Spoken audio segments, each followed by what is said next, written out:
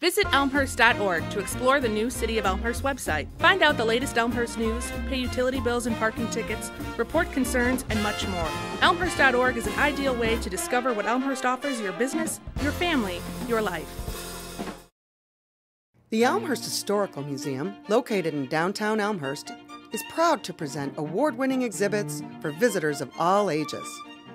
Our Adult Tea Time Talk series, family programs, and special events make learning about history interesting and fun. Admission is free, and on-site parking is available. Visit the Elmhurst Historical Museum soon.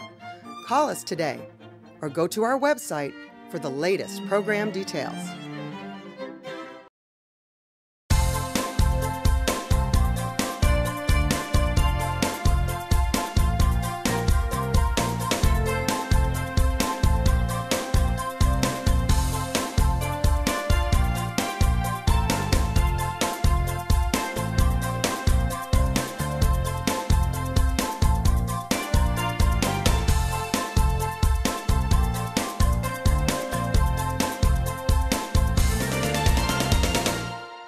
One 100 years ago, in March of 1914, a poem was published in Poetry magazine. It started with these words: hog butcher for the world, toolmaker, stacker of wheat, player with railroads and the nation's freight handler, stormy, husky, brawling, city of the big shoulders. The poem, entitled Chicago, was written by one of America's most influential and prolific literary figures. Although the poem is familiar to most Chicagoans, many do not know that its author, Carl Sandburg, actually lived here in Elmhurst for nearly a decade, from approximately 1919 till around 1930. I'm Patrice Roach, and welcome to the Elmhurst Historical Museum.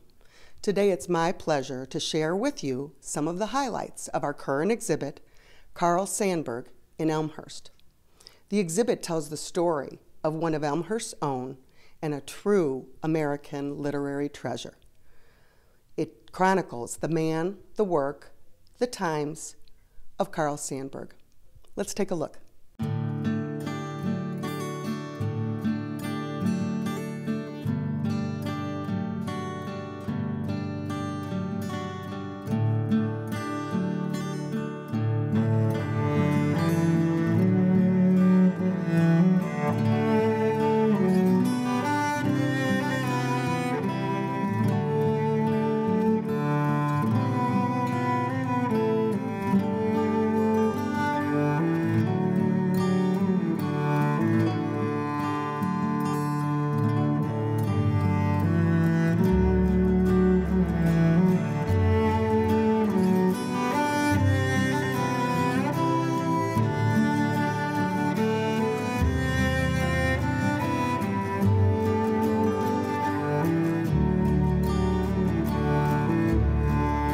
Many people connect Sandburg to the big city through his famous poetry, where he so aptly described the grime and bustle of urban life.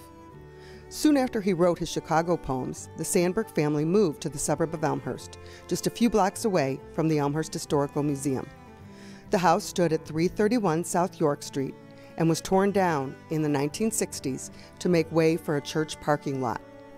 It offered a quiet respite from hectic city life for Carl, his wife Paula, and his three daughters, Margaret, Janet, and Helga. During this era, Sandburg was a newspaperman and commuted downtown from the Elmhurst train station. In 1919, Sandburg wrote of his new home in a letter to a friend. "We suddenly picked up all our chattels and moved into debt at Elmhurst, with wonderful pines and poplars, and a chance for the daughters to sit with values of silence, if they so choose."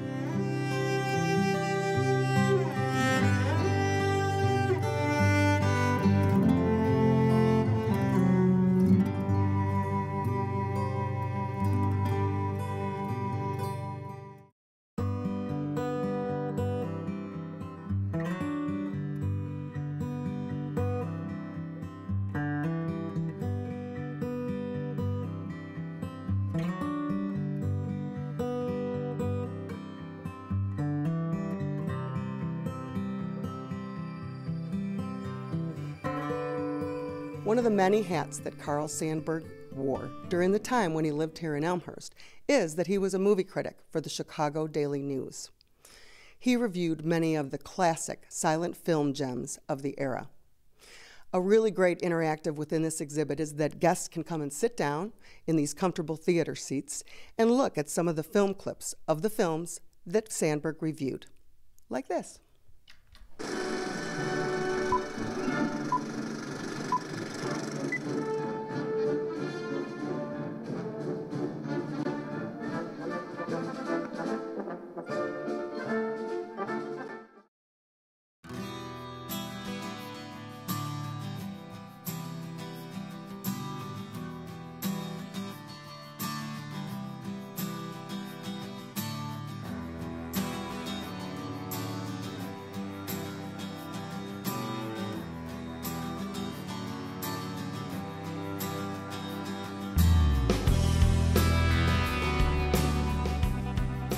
I'd like you to meet Elmhurst Historical Museum's Curator of Exhibits, Lance Tauser. And Lance, can you tell us a little bit about some of your exhibit partners on the Carl Sandburg and Elmhurst exhibit?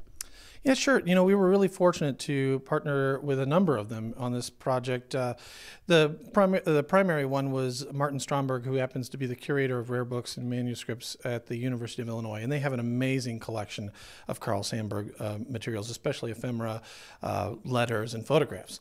And so Martin actually wrote the content of the exhibit, but he was really important to sort of make a connection with us and the University of Illinois to access the use of the images that help tell the story.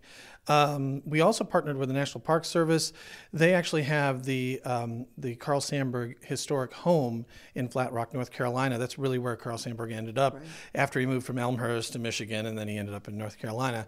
And then really finally, we were really fortunate to connect with some of Carl Sandburg's living family, his grandson and his daughter, who were able to actually not only help us provide some media, but also some artifacts.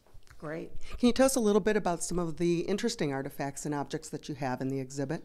Sure. A couple of the real signature ones are his daughter Helga, who actually was born here in Elmhurst, now lives in a Cleveland suburb, loaned us two really key ones. And the first one is one of his original typewriters from the late 1920s, and also one of his guitars, who was actually made in the mid 1920s.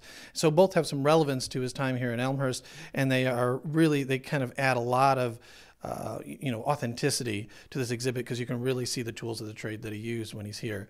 We also borrowed a couple of artifacts from the University of Illinois. They had some more personal items, a corncob pipe and a visor that he used when he was working at his typewriter. One of the main features of the exhibit is an office diorama of Sandburg's workspace. It's a historical recreation. We actually didn't have any photographic evidence of his Elmhurst workspace, but we had a lot of photographic evidence of other workspaces, and there was a few real consistent characteristics that we were able to translate into this installation.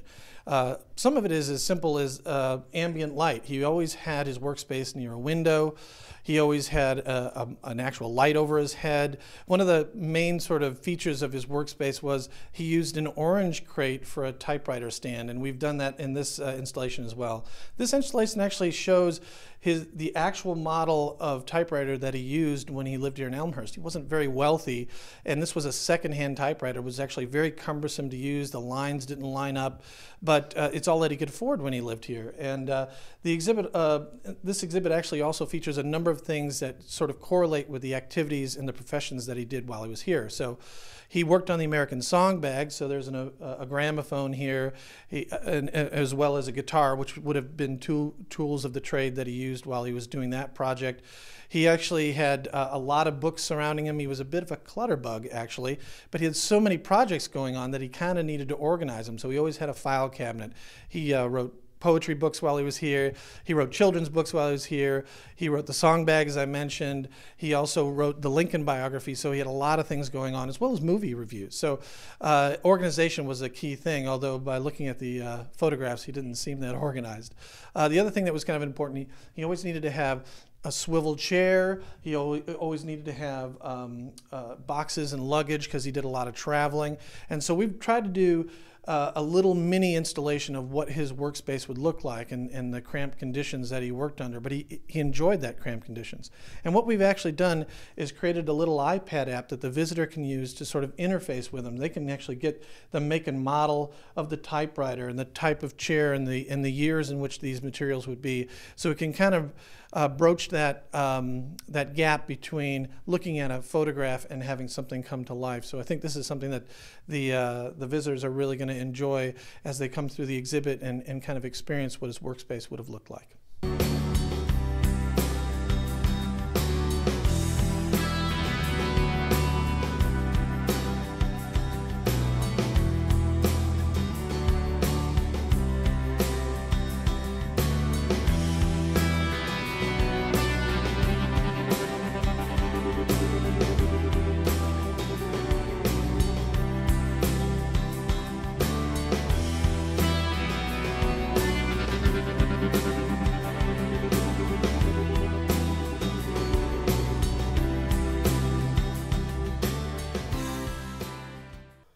Another interesting display within the Carl Sandburg and Elmhurst exhibit is a section on Abraham Lincoln.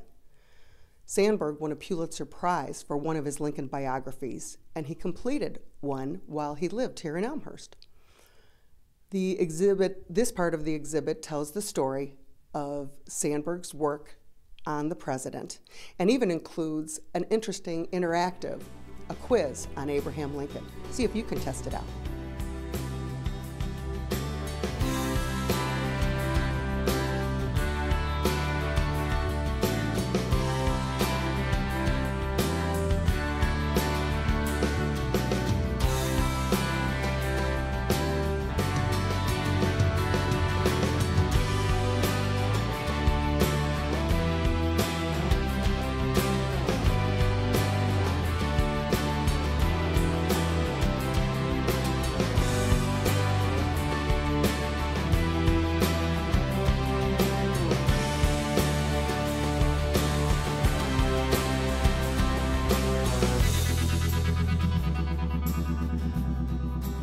Thank you so much for touring the Carl Sandburg and Elmhurst exhibit with us today. The exhibit is open through April 19th at the Elmhurst Historical Museum, located at 120 East Park Avenue in downtown Elmhurst. Admission is free, and our hours are Tuesday through Sunday from 1 to 5 p.m. Be sure to check out our website at www.elmhursthistory.org for information on upcoming programs through the end of the exhibit. Some of the exciting things we have planned are a silent film series at the Elmhurst Public Library, a President's Day lecture with historian Guy Fraker in February, a members reception with exhibit collaborator Martin Stromberg in March, and a spring break children's bookmaking workshop and teen poetry slam in April. Thanks so much for watching. We look forward to seeing you soon at the Elmhurst Historical Museum.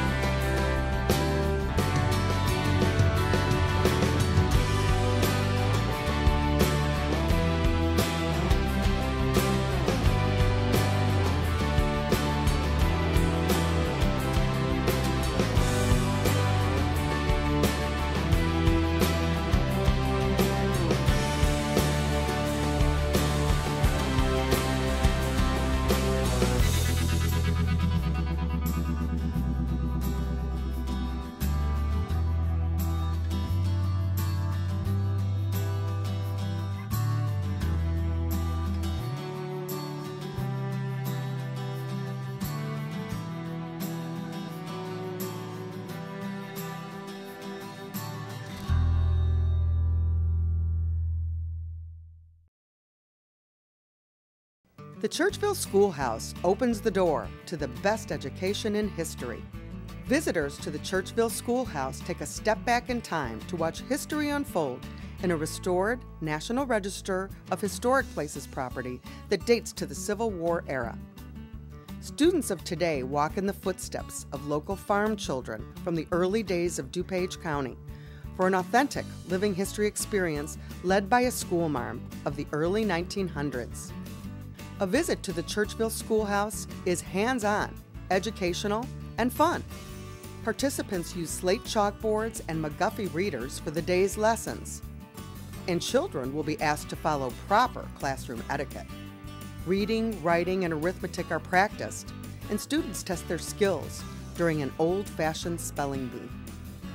And of course, no school day is complete without recess featuring games of the early 1900s. The schoolhouse is a popular place for scouts and day camps too. Group visits can also be arranged for service clubs, tour groups, and other adult organizations. The Churchville Schoolhouse Living History program is operated by the Elmhurst Historical Museum. Call the museum today to book a field trip or find out more information. Call 630-833-1457 or visit our website at churchvilleschoolhouse.org. The Churchville Schoolhouse is waiting to open the doors for your school or community group. Plan a memorable learning experience today for the best education in history.